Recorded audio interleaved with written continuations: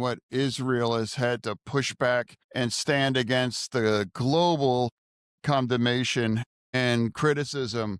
And as more and more people might back away, where and what they've accomplished is profound. And it's also ends firmly on the right side of history. And now it's the path forward. And regardless what continues to happen, it will always, there's no condition on whatever aid is necessary, whether it's military, intelligence, or financial. There have been some true profiles in courage since October 7th. And at the top of any list is the senior United States Senator from Pennsylvania. Please join me in welcoming Senator John Fetterman. You're here. Hi, hello, everybody. Promise, be honest. The face is normal, right? You look great. The kids say they won't even notice, right? I mean, honestly, it's a true honor to be here with you tonight. So thank you for having me here for this. Thank you. We can't thank you enough. We're so glad you're okay. And it is so kind of you to join us here this morning. Thank you very, very much. Senator, before we get to anti-Semitism and security, I want to talk about your political philosophy. You've just published a new book called Unfettered, and in it you wrote, "I have never viewed my political party as an iron shackle adhering me to the party line, and I don't take positions for my own self-interest. I take positions based on what I believe is right. I know this has cost me support from a significant part of my base, and I'm well aware that it may cost me my seat. I'm completely at peace with that." Now, speaking for myself, and also I'm guessing for everybody in this room, we don't want that to happen. But tell us what it's like when your sense of what is right goes against members of your party or your base. Well, I mean, for me, in this situation, part of this conversation, for me, it's always been a very, very easy choice to proudly, unapologetically stand with Israel and the Jewish community in our nation. There's always been for me a moral clarity, and now it's reasonable to have another side, but there's really firmly the right side through this now. And after the tragedy after 10/7, I mean, in some sense, you really got to pick a side. For me, it's been very, very this vote, this voice is going to reign firmly through this, and whether it's the history or whether it's the current circumstances, it's been disappointing, honestly, the party situation. For now, as a member, as the Democrat, Israel is the kind of place and our key ally that has and defends and projects the kind of values that we want to have, and we would want that for everybody. So for me, my heart breaks for what Israel and the Jewish community has been after through 10/7. But for me, let's know that, we had some things happen that I was able to attend some events last week. But if it would have gone some other way, my career would have been, my supreme honor was to be proudly standing with Israel throughout this terrible tragedy after 10/7. Senator, were you surprised by the reaction of some in your party and the base where it comes to the issue of support of the state of Israel? It's not so much that I'm surprised. It's just more of an example of perhaps expecting it. Honestly, for me, after 10/7, it's very clear that the circumstances that I think was going to say. I said that I hope it's not true, but I'm happy to remain the last man standing, to be standing with Israel through this. Let's talk about anti-Semitism and the security of the Jewish community. You represent a number of large Jewish communities in Pennsylvania, including, of course, the home of the worst anti-Semitic violence in this country's history, the Squirrel Hill neighborhood of Pittsburgh. In the 7 years since that horrific attack, and especially in the last 2 years since October 7th, the open anti-Semitic rhetoric that mirrors the prejudices that the shooter of the Tree of Life building expressed have been more open, more brazen, and more frequent. What can you do as a public official, as a United States Senator? Yeah, I'm sorry. Yeah, so that's for me, as I'm not a member of the Jewish community. For me, anti-Semitism really hit front and center for me after the Tree of Life massacre. I was in Philadelphia at the time campaigning for lieutenant governor, and actually was one of our friends lived directly across the street, the Tree of Life, and they called and said, someone's in there with a rifle shooting people. And like, oh my God. And clearly I still had no idea just how awful that is. And at that point, I suspended the campaign and jumped in the car. And for anyone's familiar with Squirrel Hill, that's the heart of the Jewish community in Pittsburgh. And a massive rally just to stand with the Tree of Life. So from there, I thought that could have been where that would be a wake up. But then, of course, after 10/7, just and how anti-Semitism has just gone across our country on college campuses for those things. So the kinds of protesters and those kinds of people have showed up at my home and my office in person spaces, but that's a tiny percentage of what all of we you have faced, on that things. It's real, and you can only have to push back for this kinds of thing. And that is not free speech to terrorize a community. That is not free speech to put up a lot of tents and to intimidate people and make people unsafe on a campus for that. So following the truth, following the truth in those circumstances, whether that puts me at odds of parts of my own political best, that doesn't matter to me.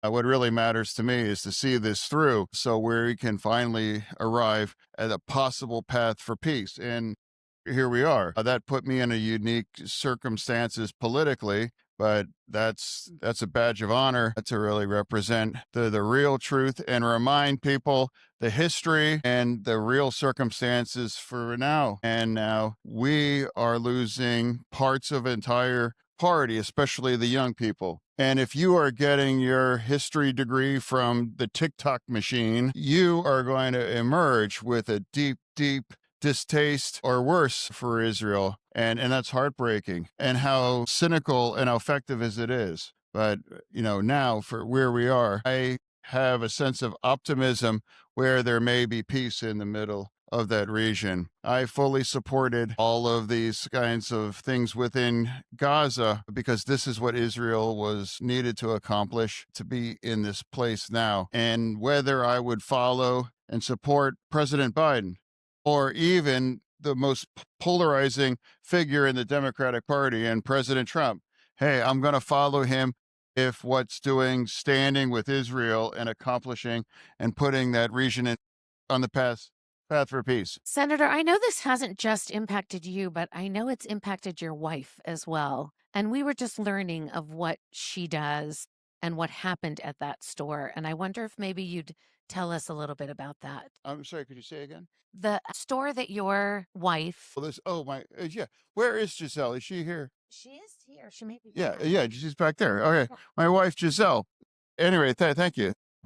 Well, so my wife Giselle, if you see her, you'll quickly realize she is my much better half. So for me, she has a nonprofit that she just distributes food and diapers and things for residents in the region. And Braddock, if you're not familiar with it, it's a region with a lot of need. But regardless, now people even turned their anger that I've accrued supporting Israel, even at her free store, defacing it, showing up and screaming at people and trying to intimidate people. And, even now it's a small, but even parts of that funding dried up with that. So, that's the poison, and whether they're showing up at your home. And it's like I said, I can't imagine how exhausting it must be a member of this community. I'm sorry that's happening to your wife as well. And thank you always. I thought maybe, Giselle, thank you, wherever you're sitting. I thought you might tell us a story that I recently heard about something that took place in Aspen and someone that came at you. And I think it involves somebody in this audience today. So I thought maybe you could share that story with us. The one in Colorado. Yep. Oh, I was in Aspen, Colorado, and I was sitting on a bench, and most people that approach me and say hello, or if they want a picture, they're positive. And then there was a guy coming up, which was also not unheard, Genocide John, and saying all these kinds of a thing. And then suddenly a stranger just, was defending me and pushing back and just talking about the truth of that circumstances. I believe he's here with us. I believe he is our national campaign real- chair, David Heller, who did that pushback. I have a chance to thank you for that because, honestly, a lot of people are very supportive, but when that happens, to have somebody, it's almost like I had someone ready to go if that. David, thank you for Yeah. But no, Thank you. but thank you for that because, and that's what's so kind of sick about where it's like, and in times that's happened when I'm with my young children or that thing. It's like, people are allowed to have different views on that, but the way and how ugly that it's turned into it and how that's manifested itself, whether on college campuses or in public spaces, or even those kinds of legislative show votes, whether it's in my Senate or whether it's, in the House too, these kinds of that, in my opinion, have cheapened things like genocide and in these kinds of terms, strongly reject those kinds of smears and claim that Israel is operating as part of the goal. And now, as more and more members in my caucus continue to back away from standing with Israel, for me, it's a huge disappointment. But I can also imagine how heartbreaking it must be for Israel and Jews in America to have to witness and have that kind of continue to happen. Senator Fetterman, any last words of advice for us or thoughts that I didn't give you the opportunity to share when you have a large group of Jewish leaders who are literally hanging on your every word? No, I mean, I don't have any advice, but what I will say finally, the opportunity to, I am so sorry what Israel was through after 10/7. I've had the honor of visiting twice within the last year, and I am constantly confronted by the true heroes for this. I've met two widows, and they both individually had 8 children each, raising 8 children after they've lost their father in the Gaza war. Or I've had the supreme honor of meeting hostages that have been held underground for 500 days, 600 days. That's strength and that's courage. I couldn't last a week under those kind of circumstances, and how they've been able to sit on a stage like this and have this conversation. I have lost the honor of meeting with so many of them in my office and their family members. And now after this and what Israel has had to push back and stand against the global condemnation and criticism, and as more and more people might back away, where and what they've accomplished is profound. And it's also ends firmly on the right side of history. And it's the path forward. And regardless what continues to happen, it will always, there's no condition on whatever aid is necessary, whether it's military, intelligence, or financial. And now, some of these political elections, they are putting an anti-Israel position front and center. They'll even brag like, well, I won't take their money. I,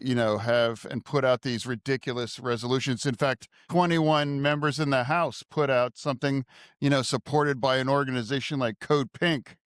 I've had those people show up protesting in my office for the last 2 years. Like in two sides, it's like my advice is like stand on the moral clarity, stand on the side of history, and stand on the kinds of values that you only will see that we all want to live here in our nation is only in Israel, and look around. But thank you for the honor of joining with you here today. Please join me in thanking Senator Fetterman. It's 2025. America's debt is over $37 trillion, and the dollar just had its worst crash since 1973. That puts your savings and your family's future at risk. That's why we trust Alpha Omega Gold, a company that stands unapologetically with Israel and supports Stand Tall Israel. Visit ao.gold/stand to claim your free precious metals wayfinder guide or call 1-855-426-4653 today. Protect your future before it's too late.